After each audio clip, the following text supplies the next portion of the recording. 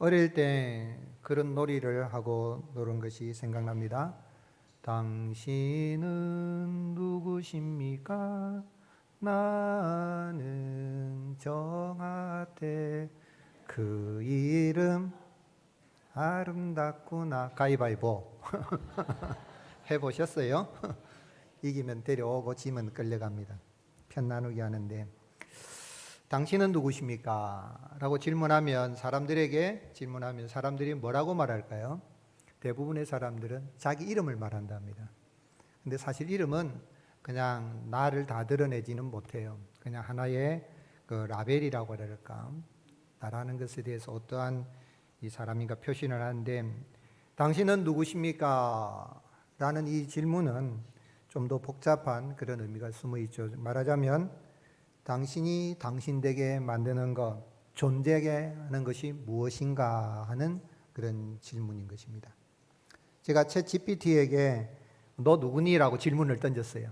그랬더니 챗GPT가 답합니다. 저는 GPT-5 기반 인공지능 어시스턴트 챗GPT입니다. 오픈 AI가 개발했으며 당신과 대화를 나누고 질문에 답하거나 글 자료 등을 함께 만들어 드릴 수 있습니다. GPT가 답을 하는데 사람들에게 질문한 것보다 더 잘하는 것 같아요. 그리고 나서 뭐라고 붙였냐면, 혹시 누구십니까? 라는 질문을 철학적, 신학적 의미로 물어보신 건가요? 아니면 단순히 제가 어떤 존재인지 기술적으로 물어보신 걸까요? 저한테 오히려 더 반문하면서 자기의 존재를 드러내는 것을 봅니다. 그러니 이렇게 좀 AI가 개발되는 가운데 미래의 이제 사회는 사람이 AI, 인공지능을 만들었지만은 AI에게 지배당하지는 않을까 하고 많은 학자들이 전전긍긍하고 있습니다. 그런데 이 질문은 정말 중요합니다. 당신은 누구십니까? 라고 했을 때에 그 정체성, 나는 누구다 라는 이 정체성이 분명해야 그 존재에 합당하게 살아가게 되는 겁니다. 이것이 분명하지 못하면은 사람들의 삶이 흐트러지게 되고, 그리고 내 사는 목적도 상실하게 되어지는 것이죠.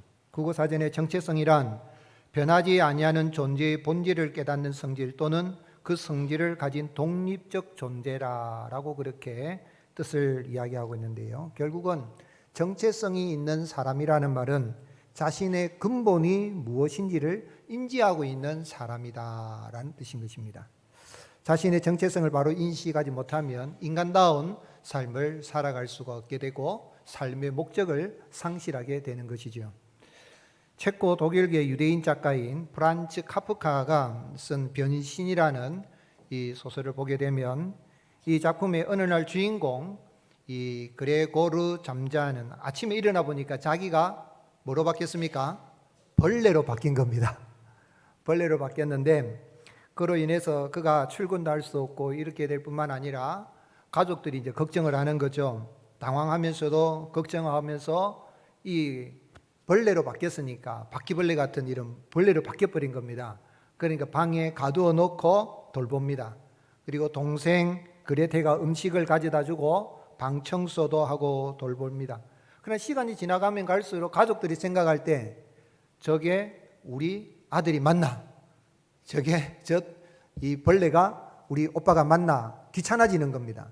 귀찮아지는데 결국은 이 동생 그레테가 가족회의에서 뭐라고 이야기하냐면, 이제 이 괴물은 우리 형제가 아니다라고 하고 먹을 것도 주지 않고 결국은 사랑받지 못하고 스스로 방에 있다가 죽게 됩니다. 그런데 가족들은 오히려 안도의 숨을 쉬면서 새로운 삶을 계획하고 미래에 대한 희망을 이야기하는 겁니다. 이 가족 간에서도 이 아들이 또는 오빠가 이 벌레로 바뀌고 난 다음에는 처음에는 힘들었지만 결국은 오빠도 스스로 죽게 되고 이렇게 참 사람답게 살지 못하는 그런 끝나는 그런 이야기인데, 그런데 여기 보면 주인공 그레고르 잠자가 아침에 일어나서 벌레로 자기 모습이 바뀌었으면 뭘 걱정해야 됩니까? 내가 벌레가 된 거야. 어떻게 하면 다시 내가 사람으로 돌아갈 수 있지? 하면서 그걸 걱정해야 되는데 뭐라고 걱정하냐면, 벌레로 변한 자신을 걱정하는 것보다 내 회사 출근해야 되는데, 회사 가서 내가 할 일이 있는데 자기가 해야 할 일을 걱정하는 겁니다. 즉 말하자면 자기의 존재를 제대로 인식하지 못한 그런 사람의 모습을 이렇게 작가는 이야기하고 있는 것입니다. 사랑하는 성도 여러분, 누군가가 여러분에게 우리에게 당신은 누구십니까? 라고 물을 때에 나는 하나님의 자녀입니다. 하나님의 아들입니다. 분명히 말할 수 있고 하나님의 아들답게 정체성을 바로하고 하나님의 영광을 드러내는 복된 삶을 살아갈 수 있기를 예수님의 이름으로 축복합니다. 오늘 이 말씀을 보면 이스라엘 백성들이 출애굽을 하여서 시내산에 도착하게 되는데 우리가 지난주일까지 말씀에서 보면 18장까지는 출애굽기 제1부라면 19장부터 24장까지는 제2부입니다. 여기에서는 하나님이 시내산에서 이스라엘 백성에게 주시는 십계명과 언약의 말씀들, 여러 가지 규례와 법도들이 있습니다. 그런데 그 십계명을 받기 전의 장면이 오늘 말씀입니다. 하나님은 이제 모세를 통하여서 이스라엘 백성들이 시내산에 나오게 되면 하나님의 영광의 임재를 보게 되게요. 또한 그들이 언약을 지키면 하나님의 백성, 제사장 나라, 거룩한 민족이 될 것이라고 그렇게 말씀을 전하였고 또 백성들은 모세를 통해 주신 그 말씀대로 행하겠다고 합니다. 하나님은 이틀 동안 이렇게 옷을 빨고 정결하게 하고 3일째 되는 날 하나님 앞에 설 것을 이야기하고 하나님이 강림하실 것을 말씀한 것입니다. 그런데 여기에서 우리가 질문해 볼 수 있는 것은 왜 여호와 하나님은 이스라엘 백성들을 이 애굽에서 출애굽을 시켜서 약속의 땅 가나안 땅으로 바로 인도하지 않으시고 시내산으로 광야 또 시내산으로 하나님이 인도하셨느냐 하는 것입니다. 이스라엘 백성들이 출애굽을 해서 가나안 땅에 들어가려고 하면 조금 빨리 가면 일주일, 적어도 한 달 안에는 갈 수 있습니다. 이스라엘과 팔레스타인 사이에 지금 전쟁하고 있는 팔레스타인 해안 지빙 그 도로를 따라서 올라가게 되면 바로 갈 수가 있는 것입니다. 그런데 하나님은 웬일인지 그들을 광야로 몰아넣으시고 광야의 끝자락인 시나이 반도의 시내산에 그들을 인도하시고 그들을 불러 모으신 것입니다. 그 시간이 우리 성경에는 석 달이라고 그렇게 했는데 여기 보게 되면은 하나님께서 그들을 인도하여 내신 그 이유가 무엇인가 하는 것을 오늘 말씀을 통해서 알 수가 있습니다. 하나님이 그들을 시내산에 모으신 것은 여호와 하나님은 택한 백성을 구원하여서 하나님의 소유로 삼으시고 왕같은 제사장 나라가 되게 하시기 위하여서 그들의 정체가 어떠한 존재인지를 알게 하기 위함인 것을 알 수 있습니다. 이스라엘 백성들이 출애굽을 하여서 그들이 엄청난 하나님의 기적 같은 은혜를 경험했습니다. 그럼에도 불구하고 그들이 있어서 광야를 나아가면서 그들의 삶에 조금만 어려움이 있으면 물이 쓰다든지 또 먹을 것이 없다든지 고기가 없다든지 마실 물이 없으면 모세에게 하나님에게 원망불평하는 그러한 모습은 자신들의 정체성을 제대로 알지 못하기 때문에 하나님은 이 광야 시내산에 모아서 그들이 어떠한 존재인지를 제대로 인식시키시는 것입니다.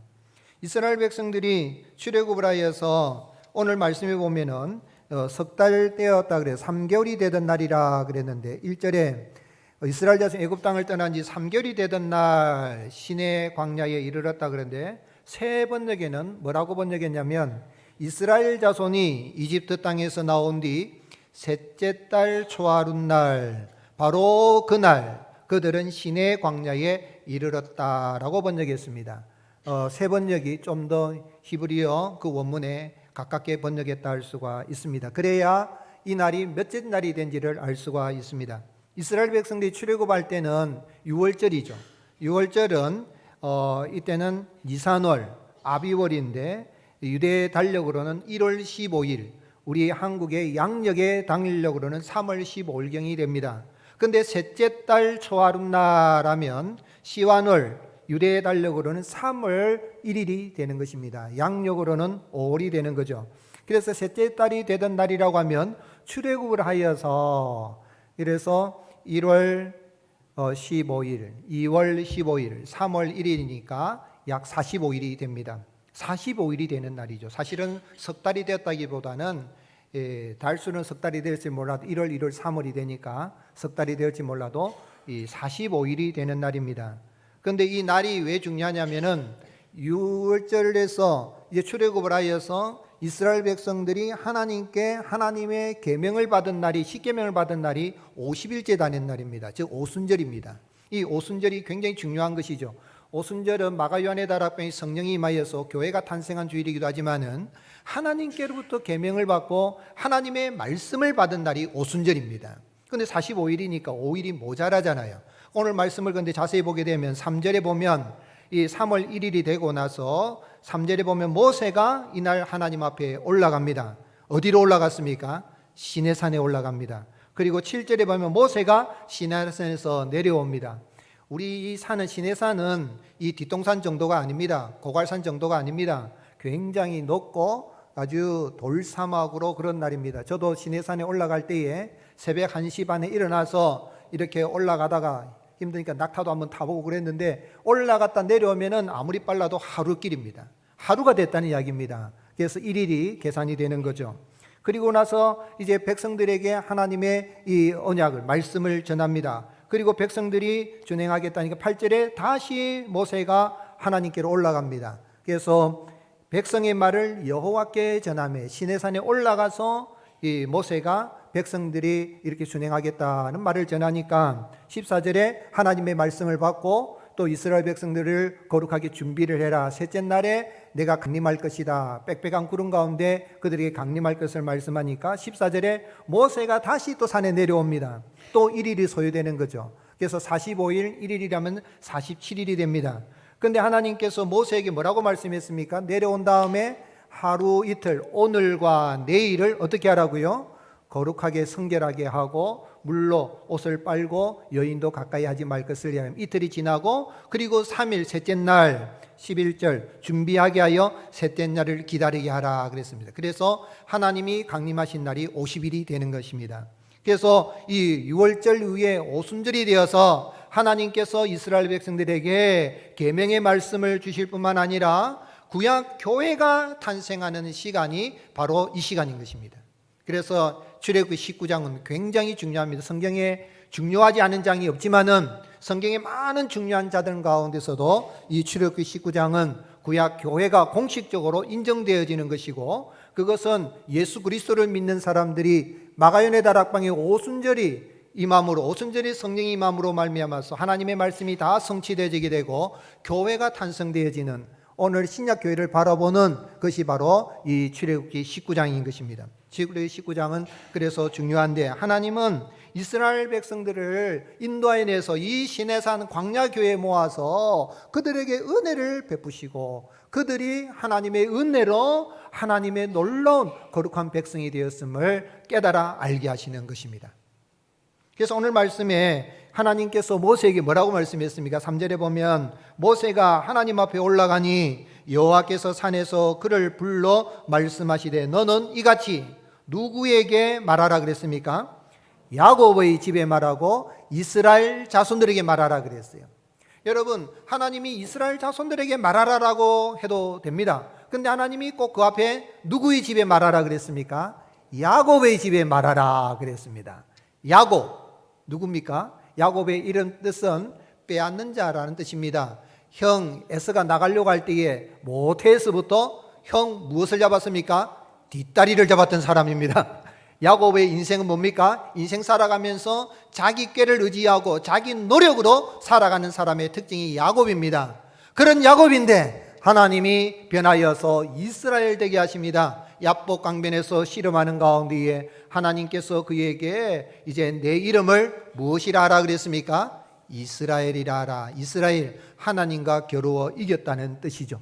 그래서 야곱의 집에 말하라, 이스라엘 자손들에게 말하라는 이야기는 너희들 인생 살아갈 때 너희 노력으로 살아간다 했지만은 이 시내산에 모인 이스라엘 자손들은 내가 은혜 베품으로 말미암아서 나의 백성이 되었다. 그들이 이 자리에 살아가고 있는 거, 광야 인생 여정에 아무것도, 물도 없고 풀 한 포기도 찾아보기 힘든 이런 곳이지만은 하늘 만나를 먹이고 또한 매출하기도 공급하여 주시고 또한 그들의 옷이라도 신발이라도 헤어지지 않도록 한 것은 전적인 하나님의 은혜인 것을 깨달아 알기 위해서 모세에게 이스라엘 자손에게 말하라라고 할 뿐만 아니라 야곱의 집에 말하라고 한 것입니다. 하나님은 야곱의 집에 이스라엘 자손들에게 어떤 은혜를 베풀어 주셨습니까? 4절 같이 읽겠습니다. 내가 애굽 사람에게 어떻게 행하였음과 내가 어떻게 독수리 날개로 너희를 업어 내게로 인도하였음을 너희가 보았느니라. 하나님의 은혜가 어떤 은혜라는 거예요. 애굽에서 어떻게 인도내셨습니까? 피, 개구리, 이, 파리, 악질, 독종, 우박, 메뚜기, 흑암, 장자의 죽음의 10가지 재앙 가운데서도 이스라엘 백성들에게는 이 죽음이 임하지 않게 하여 주시고, 유월절 이 예식을 통하여서 그들은 살게 하여 주실 뿐만 아니라 홍해를 마른 땅으로 건너게 하시고, 하나님은 매일 아침마다 하늘에서 이슬이 내리는 가운데에 만나를 공급하여 주시는 그 하나님, 그 하나님이신 것을 그들이 보았다. 그런 은혜를 베풀어 주신 것입니다. 뿐만 아니라 독수리 날개로 너희를 업어 내게로 인도하였다. 여러분, 독수리 봤습니까? 독수리가 혹시 새끼를 업고 다니는 거 봤습니까? 예, 독수리 보기도 어렵지만은 이게 무슨 이야기냐면, 여러분, 이 학습이라는 이 한자가 있잖아요. 근데 습이라는 건 배울 학자, 익힐 습자인데, 그 습이라는 단어가 뭐냐면 날개 편자의 일백백자입니다. 즉 새가 이제 그래서 아래에서 나와가지고 둥지에서 좀 커지면 어미새가, 이 새가 그냥 있으면 안 되잖아요. 날도록 하기 위해서 훈련을 시킵니다. 특별히 독수리가 이 먹이를 먹어서 그냥 둥지에 있는 새끼 독수리 막 먹여줘요. 그런데 가만히 먹고만 있던 이 새끼 독수리가 어미 독수리만큼 커집니다. 커지면 날아야 되잖아요. 근데 날 생각을 안 합니다. 누가 주는 먹이? 어미가 주는 먹이만 먹으려고 이러고 있는 거예요. 그럼 어미 독수리가 어떻게 하겠어요? 이제는 네가 날아서 네 먹을 걸 너가 구해라 하고 이 새끼 독수리를 낚아채서 어디로 올라갑니까? 푸른 창공으로 올라가서 탁 떨어뜨립니다. 그러면 날아보지 못한 이 새끼 독수리 어떻게 하겠어요? 안 죽을라 빠락빠락 하는 거예요. 그런데 날지를 못했으니까 한 번만에 못 날잖아요. 그런데 어미 독수리가 어떻게 합니까? 쫙 날아와서 새끼 독수리는 없는 거예요. 날개로 쫙 받아서 다시 높은 데 올라 어떻게 합니까? 또 떨어뜨립니다. 몇 번요? 100번. 이래서 이 익힐 습자라는 게 뭐냐면, 영어 단어도 100번 써보면요 기억되게 돼요. 한번 100번 쓰면서 스쿨 써보면 100번 하면 기억되게 돼요. 사실은 6번만 해도 인간은 메모리 하도록 하나님이 만들어 놨다 그래요. 그런데 계속 까먹지 않도록 100번 하면 된다는 거예요. 하나님이 바로 이 독수리가 날개를 훈련시키는 것처럼 딱 떨어뜨린 이스라엘 백성 광야 나와가지고 오니까 물이 없다. 근데 우물을 발견했는데 쓰니까 당장 원망하잖아요. 그런데 탁 잡아서 또 훈련시켜. 그래서 물을 달게 했어요. 근데 또 먹을 거 없다고 또 아우성치니까 만나도 주시고, 고기 없다니까 메추라도 주시고, 또 르비딤에 왔는데 반석이, 르비딤은 오아시스니까 물인데 물이 없다고 또 원망하니까 반석에서 물을 줘. 이게 뭐냐면 하나님이 반복적으로 독수리가 날개로 새끼를 어분같이 훈련을 시켰다 이 말이에요. 그러면서 공급하여 주시고 하나님의 은혜를 삼하게, 이런 은혜를 하나님이 베풀어 주신 것입니다. 그러면서 하나님은 내가 너희들을 구원하여서 너희들이 내게 어떤 존재인가 하는 걸 선언해 준 것이 5절 6절입니다. 같이 읽겠습니다. 세계가 다 내게 속하였나니 너희가 내 말을 잘 듣고 내 언약을 지키면 너희는 열국 중에서 내 소유가 되겠고 너희가 내게 대하여 제사장 나라가 되며 거룩한 백성이 되리라. 오늘 이 문장 앞에 보면 조건절입니다. if 조건절입니다. 내 언약을 지키면 했으니까 잘 지키고 주님 말씀 잘 들으면 하나님의 소유가 되고 제사장 나라가 되고 또 거룩한 백성이 되겠다라고 생각할 수 있지만, 사실은 이것은 이미 홍해를 건너서 하나님 앞에 그들이 구원받은 백성이라는 것이 전제되어 있는 말씀입니다. 이 홍해를 건넜다는 이야기는 영적으로는 세례를 받은 겁니다. 세례받아서 구원받은 구약 이 하나님의 교회 그리스도인 백성들인 것입니다. 그런데 여기 조건절을 이야기한 것은 너희들이 이 은혜를 받았으니 계속해서 이 하나님과의 관계를 유지하기 위해서 내가 너에게 주는 언약의 말씀을 지키면, 이거는 구원받기 위한 조건이 아닙니다. 이미 구원받았어요. 하나님의 자녀가 되었어요. 하나님의 구약 광야 교회의 교인이 되어졌어요. 그런데 계속해서 하나님의 복을 받아 누리고 어른갈 나아가기를 원하며 말씀을 지키라는 거죠. 그러면서 주님은 이스라엘 백성들이 어떤 존재인가를 설명해 주시는 것입니다. 첫 번째가 뭡니까? 하나님의 소유라는 것입니다. 내 소유가 된다.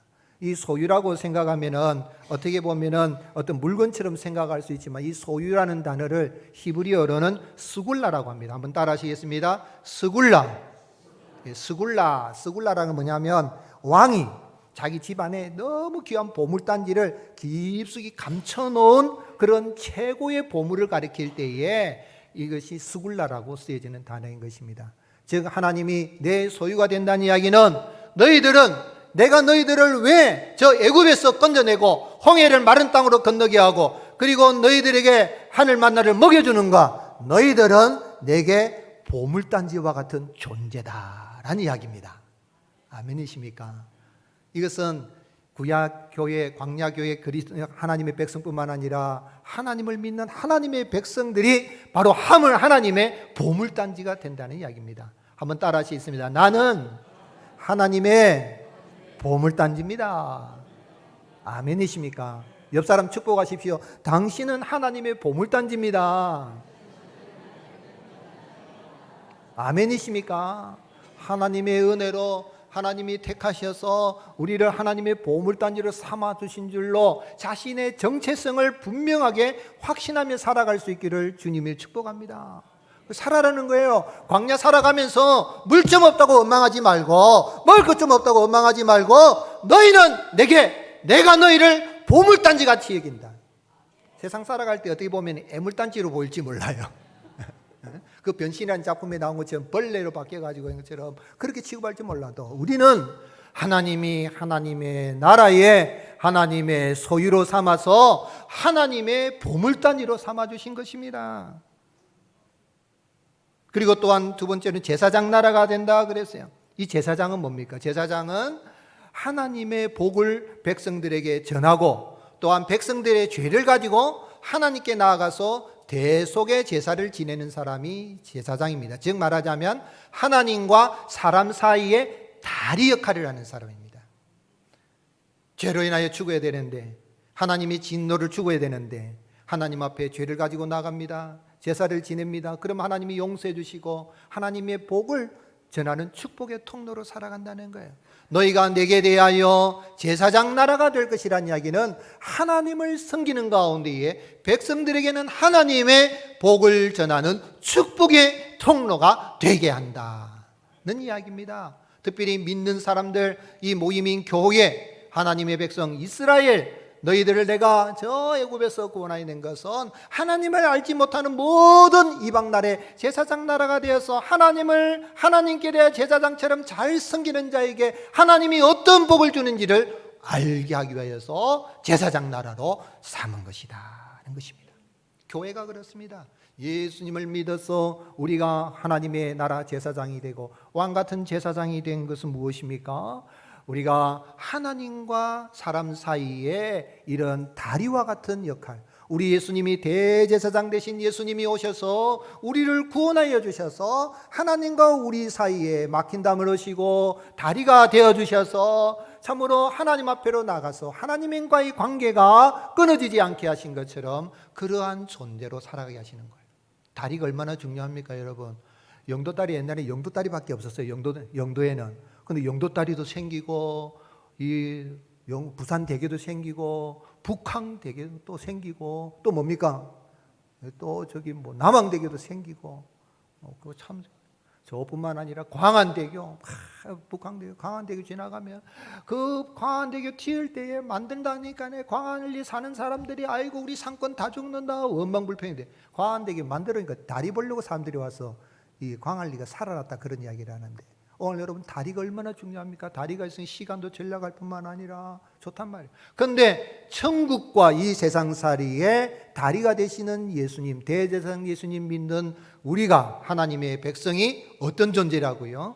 제사장 나라로 왕같은 제사장으로 살아가게 되는 은혜를 주실 것을 이야기합니다. 뿐만 아니라 거룩한 백성이 된다. 그런데 거룩하다는 말은 죄와 세 속에서 구별되어져서 이 하나님 앞에 생활 전체가 구별된 백성으로 살아간다는 그런 이야기죠. 그런데 이렇게 그들을 하나님의 소유로 제사장 나라로 또한 거룩한 백성으로 삼으신 것이 그들이 잘나서 그들이 아주 힘이 있어서 그래서 된 것이 아니라 전적인 하나님의 은혜라는 이야기입니다. 신명기 7장 6절 우리 천천히 같이 읽겠습니다. 너는 여호와 내 하나님의 성민이라. 내 하나님 여호와께서 지상 만민 중에서 너를 자기 기업의 백성으로 택하셨나니 여호와께서 너희를 기뻐하시고 너희를 택하심은 너희가 다른 민족보다 수요가 많기 때문이 아니라 너희는 오히려 그렇습니다.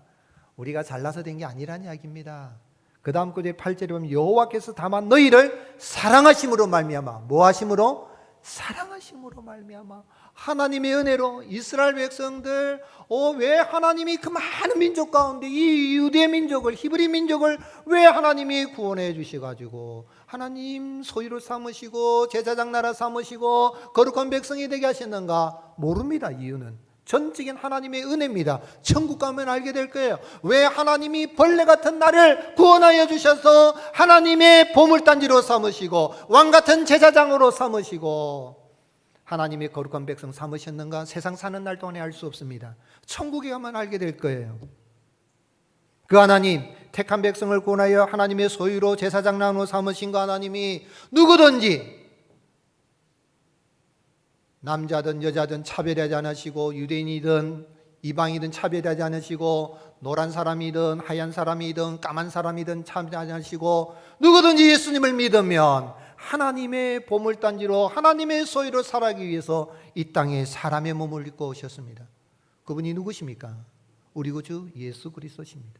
예수님은 이 언약을 이루시기 위해서 아브라함과 맺었던 언약, 모세를 통하여서 이스라엘 자손과 맺었던 시내산 언약, 그것을 다 성취하기 위해서 예수님이 갈보리 십자가에서 죽으시게 되지는데 우리의 죄값을 다 지불하시는 그 전날 밤에 마지막 만찬자리 성찬을 제정하시면서 예수님이 뭐라고 말씀하셨습니까? 누가복음 22장 20절 같이 읽겠습니다. 저녁 먹은 후에 잔도 그와 같이 하여 이르시되 이 잔은 내 피로 세우는 새 언약이니 곧 너희를 위하여 붓는 것이라.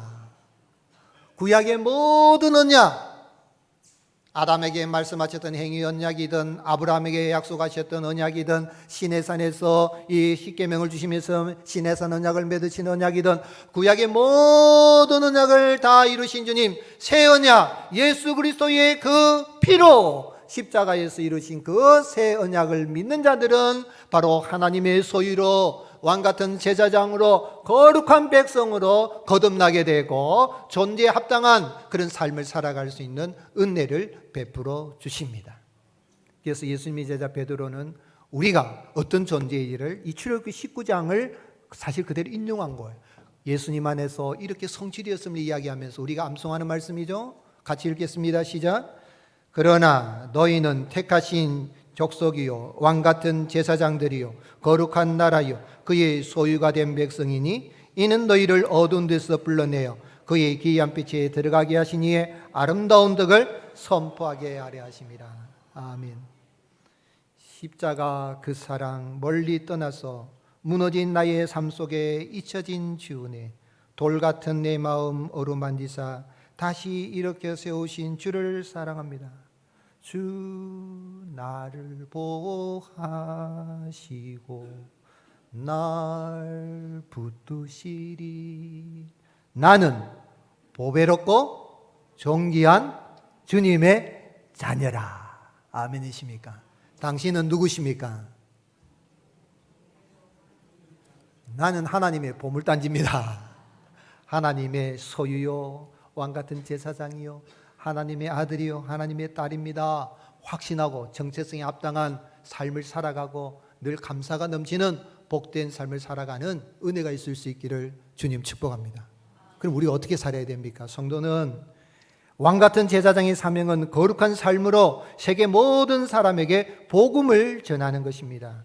즉 성도는 하나님의 언약의 말씀을 지키면서 거룩한 삶을 사는 겁니다.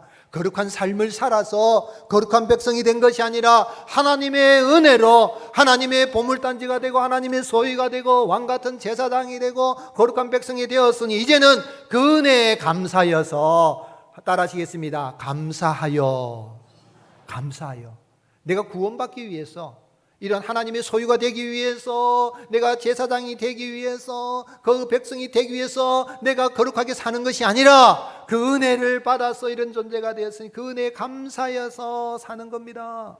감동하고 사는 겁니다. 여러분, 하나님께 감동을 드리는 그런 삶을 사시면 좋겠지만 십자가의 대속의 사랑에 감동하시고 감격하시고 그 은혜에 감사하여 하나님의 말씀을 지키고 거룩한 삶을 사는 가운데 내가 어떤 존재인지 존재에 합당한 삶을 사는 가운데에 하나님을 알지 못하는 사람들을 하나님께로 인도하는, 그래서 그들도 믿어서 하나님의 소유로 거듭나는 그런 역사가 일어날 수 있기를 주님의 이름 축복합니다.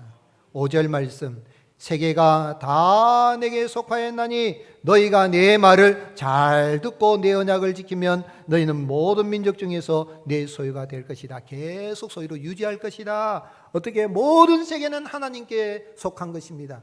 모든 것의 소유주가 되시는 주님이 우리를 하나님의 소유로 삼으셨으니 그 은혜에 감사하여 말씀을 듣고, 이 듣고라는 미완료형으로 되어서 히브리어 구문에는 미완료이라는 것은 이건 반복입니다. 하나님의 말씀을 또 듣고 또 듣고 또 듣고 그리고 지켜나가면 이런 은혜가 계속 유지될 것을 이야기한 것입니다. 8절에 이스라엘 백성들은 모세를 통하여 주신 명령에 우리가 다 행하겠습니다 하였고, 그들은 또 모세가 오늘과 내일 성결하게 하며 그들에게 옷을 빨게 하고 준비하게 셋째 날을 기다리게 하라 그랬을 때에 그들은 그렇게 하고 하나님 앞에 서서 오순절이 되었을 때에 참으로 하나님의 임재를 경험하게 되고 그들은 하나님 앞에서 광야의 인생을 살아가는 가운데 하나님 복을 받아 누리게 되는 것을 봅니다. 이렇게 하나님이 우리를 거룩한 모습으로 하나님의 자녀로 삼아주신 목적은 베드로전서 2장 9절 하반절에 뭐라고 했습니까? 너희를 이렇게 하나님의 소유된 백성이니 이는 너희를 어두운 데서 불러내어, 같이 읽겠습니다. 그의 기이한 빛에 들어가게 하신 이의 아름다운 덕을 선포하게 하려 하십니다. 뭐 하게 하십니다? 선포하게 하려 하십니다. 오늘 여러분, 우리가 이렇게 하나님의 자녀로 거듭난 것은 날 같은 죄인을 구원해 주신 그 은혜에 감사여서 믿지 않는 사람, 하나님 알지 못한 사람들에게 우리를 어두운 데서 불러내신 그 하나님의 아름다운 덕을 선포하며, 이 구번역에서는 선전하게 하려면 선전하는 거예요. 그 선전 중에 제일 좋은 선전이 뭡니까? 내가 그리스도인답게 살아가는 삶의 모습입니다. 그러면은 안 믿는 사람들이 보고 뭐라 해야 난 모르겠는데 당신을 보니까 하나님이 살아계신 것을 알겠다. 아멘이십니까? 당신이 믿는 하나님 나도 믿어도 돼? 나도 교회 가도 돼? 그러면 나도 당신처럼 살 수 있어? 당신처럼 복받은 자로 살아갈 수 있어? 하는 질문이 나오게 하는 삶을 사는 게 거룩한 삶인 거예요. 아멘이십니까? 마크 트웨인이 쓴 왕자와 거지, 아마 어릴 때 이 책을 읽기도 하고 또 여러 가지 아이들 이런 동화도 보고 또 그랬을 것인데, 이는 16세기 영국 헨리 8세가 다스리던 시절 배경을 하고 있는데, 에드워드 튜더라는 이 왕자는 헨리 8세 아들로 왕위 계승자입니다. 왕자가 될 소년이죠. 그런데 거지는 톰 켄티라는 런던 빈민가에 태어난 거지 소년으로서 폭력적인 아버지 밑에서 힘겹게 살아갑니다.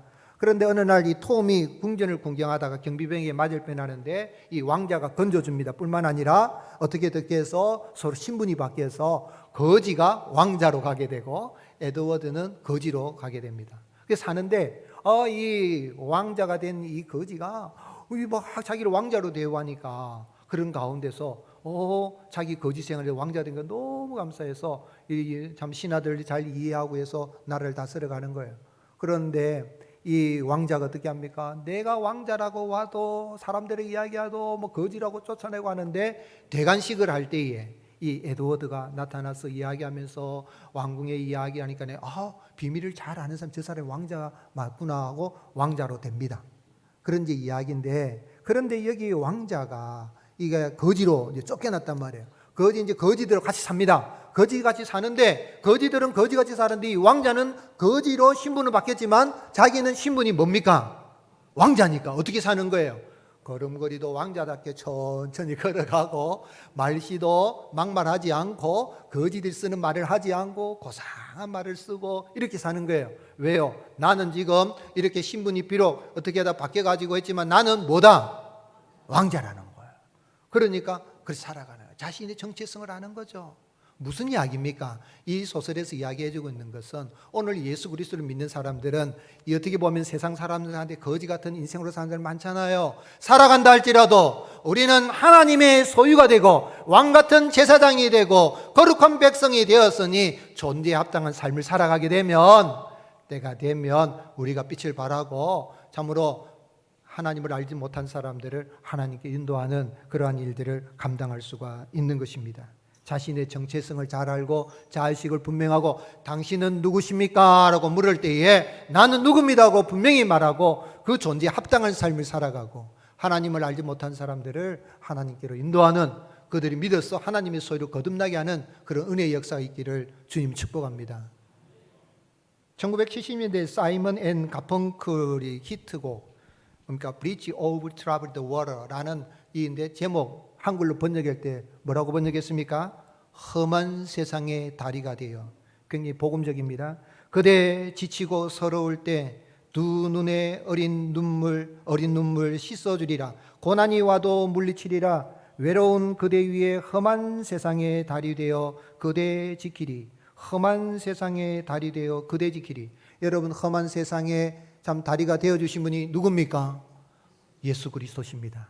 예수님을 믿어서 구원받은 우리 이 세상에 많은 사람들이 험한 세상 살아가면서 어떤 사람은 거지같이 살아간다 할지라도 우리는 하늘나라 백성의 하나님의 왕자가 되고 공주가 되고 하나님의 보물단지가 되고 왕같은 제사장이 되었으니 그 정체성에 합당한 삶을 살아서 하나님을 알지 못한 사람들에게 천국으로 인도하는 그런 다리의 역할을 잘 감당하는 정체성에 합당한 삶을 살아가는 저와 여러분이 되시기를 예수님의 이름으로 축복합니다.